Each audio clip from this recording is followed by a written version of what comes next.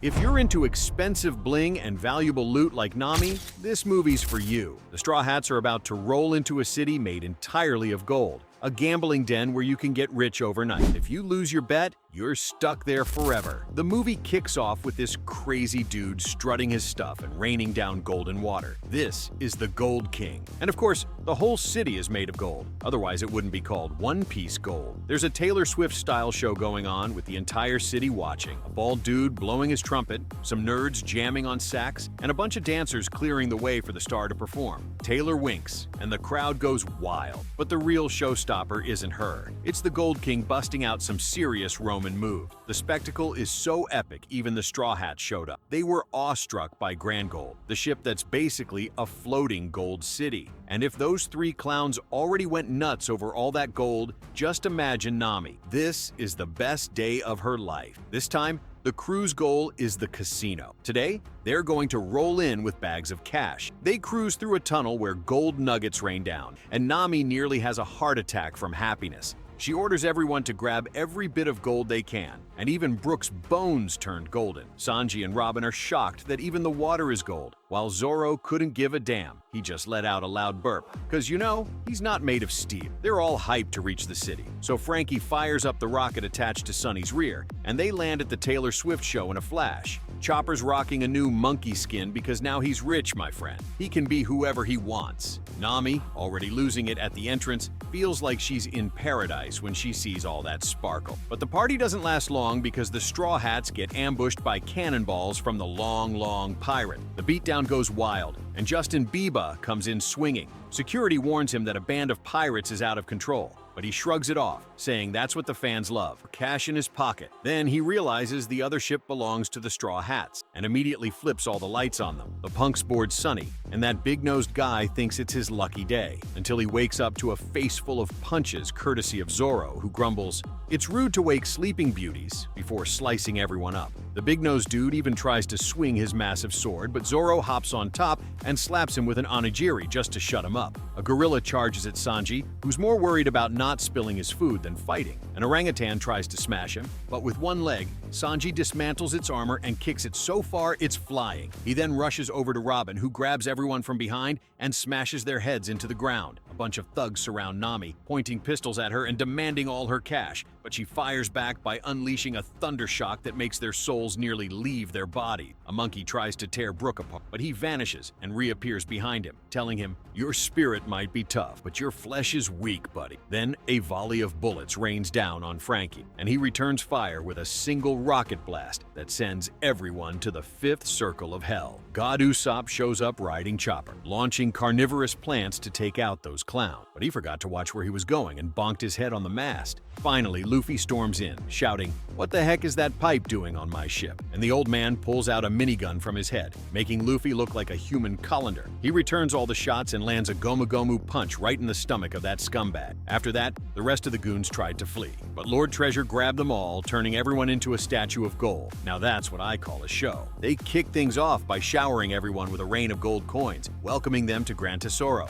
The Straw Hats dock the Sunny at the port and go absolutely nuts over how stunning the city is. And speaking of stunning, along strolls a fine lady, spitting English and dropping her to-be buzzwords on them. She declares it a pleasure to welcome the famous Straw Hats, and Sanji's already sprinting over to greet this gorgeous dame. Bakura, the VIP hostess of the city. Luffy's totally clueless until she shows him that famous pirates like them are automatically on her VIP list. She promises to give them a grand tour of the city, and even calls everyone into her flashy gold limousine, and they're even more blown away because the ride is powered by, you guessed it, muscle, thanks to some ninja turtle. This time, even Zoro's stoked because the limo's stocked with booze. Everyone rides in style, though of course Luffy ends up plopping on the hood. They cruise downtown where there are dancers, swanky restaurants, and, of course, a whole lot of casinos. God Usopp pipes up that the city looks like a dream, but Bakara warns, this is just the beginning. Apparently, the cruise ship stretches 10 kilometers long, and they're still just at the entrance. And these rich folks have even recruited giant turtles to guard the ship from the Sea King.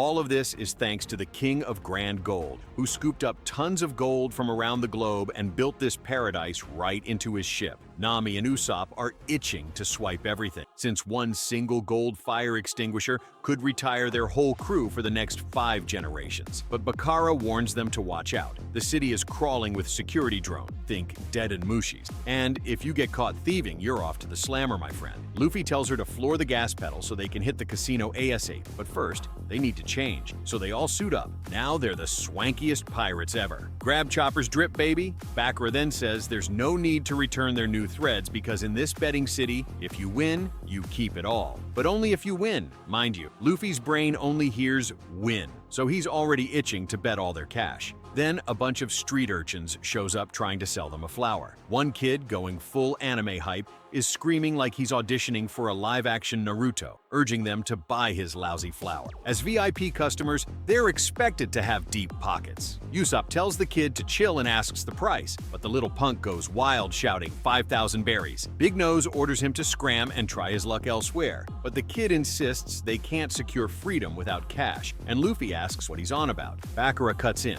scolding the youngsters for spooking off customers, and orders them back home since they clearly don't belong in a high-stakes joint like this. Inside a nightclub, Lord Treasure and Taylor Swift, really named Karina, are hanging out. Then this dude nicknamed Air Fryer shows up, announcing that Bakara is guiding the Straw Hats through the city. He boasts how much he digs them, because they saved him the hassle of dealing with Doflamingo. Suddenly, a drunk starts shouting in the middle of the party, laughing at one of the crew for daring to call himself the King of Pirate. But Lord Treasure dumps his entire drink on the drunk and demands to know why he was laughing before him. The fool starts apologizing, but Treasure retorts that he's the one who decides what's funny around him, then throws a sonic ring at the guy, trapping him and making him beg for mercy. The drunk admits he's not laughing anymore, but by then, it's too late. The king then chucks a golden chandelier onto him, making him choke until he's passed out from all booze. Treasure cackled, declaring that's first-class entertainment, and even gets a Funko Pop to strike a deal with the Straw Hat, much to Karina's dismay. They then roll up to the casino,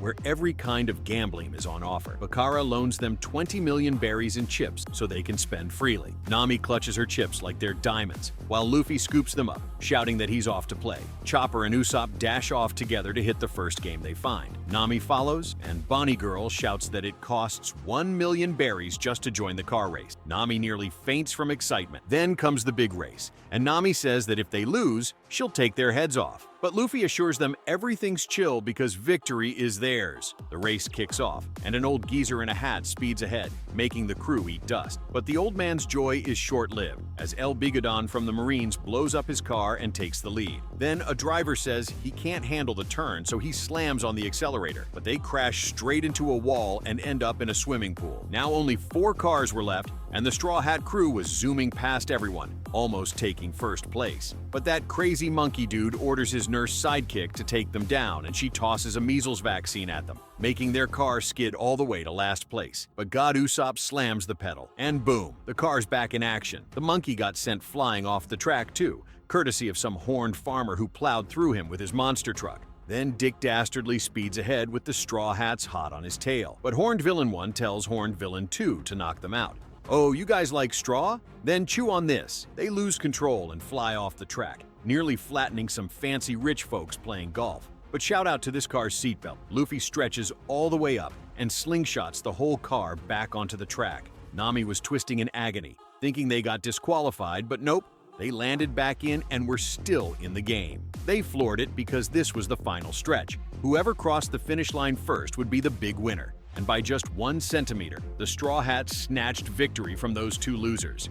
Nami was over the moon, ready to hit the next casino game. They cleaned house at the roulette, crushed the slot machines, dominated poker, and even won a round of UFC. Talk about a lucky streak. They kept raking in cash, stacking up a whopping 30 million berries in 1 day. That's when Bakara suggested they take their luck to the VIP room. 1 win there and they'd be billionaires instantly. Elon Musk levels of rich. So they take the elevator down, and NASA Helmet Man personally greets them. The only way into the VIP room was through him, since that door was tougher than a Marine Admiral's defense. If they thought the outside was fancy, the VIP room was 100 times fancier. Only high-class elites were allowed in. Even some Marines had shown up. Usopp was about to run for cover, but Bakara reassured him. Gran Tesoro was recognized by the world government as a neutral zone, meaning Marines couldn't arrest pirates there. The game's referee?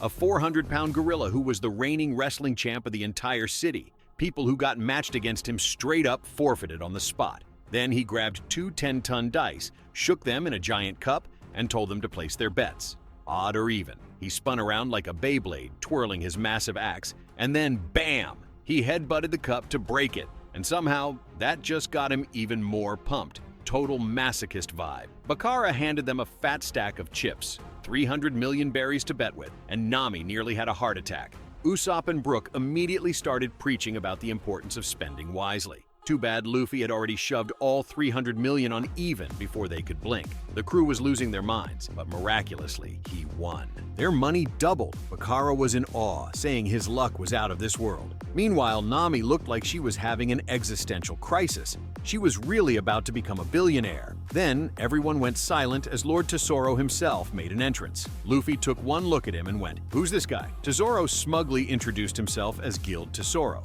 the owner of everything in Grand Tesoro. Luffy, unimpressed, fired back, "So, you're the king of casinos? Don't care. I'm gonna be king of the pirates." Tesoro laughed, saying it was an honor to host the future pirate king on his ship. Then he proposed a game. If the Straw Hats won, he'd multiply their winnings by 10. But, of course, they wouldn't owe him 10 times if they lost. He was already loaded. Luffy, never one to back down, accepted the challenge. Nami backed him up, saying they were on the ultimate winning streak today. Luffy went all in on ODD. As Bakara approached him, she sweet-talked him about how much she respected people like him. But then she slipped off her glove, and Robin instantly sensed something was off. She tried to warn him, but it was too late. Bakara tapped Luffy on the shoulder. The dice landed. Even. They lost everything. Tesoro jumped up, grinning ear to ear, saying that was one heck of a show. Turns out, Bakara had eaten the Lucky Lucky no Mi. She could literally steal people. Luffy argued that he felt totally normal. But then,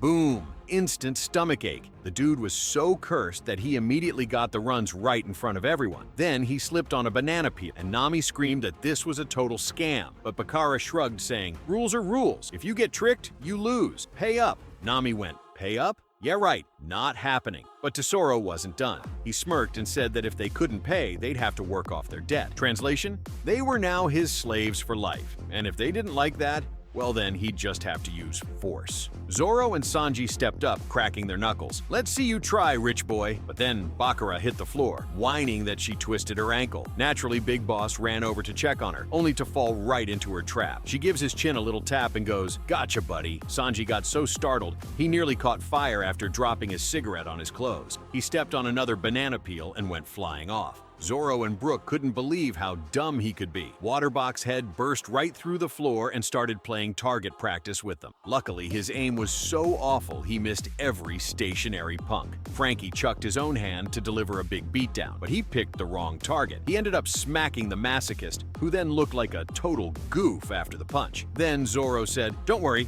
I got this," because the easiest way to end a fight is to take down the boss. But then Lord Treasure snapped, "You're way too naive if you think you can beat me in this town." Zoro charged, and the dude literally turned his legs to gold. He leaped just in time, but the triple thousander countered with a golden dragon statue to block him. Chopper was already sprinting over to help, but Zoro ordered everyone to back off. Then Treasure declared, "Smart move. If they get any closer, they'll turn to gold too." And that's only because he ate the gold fruit.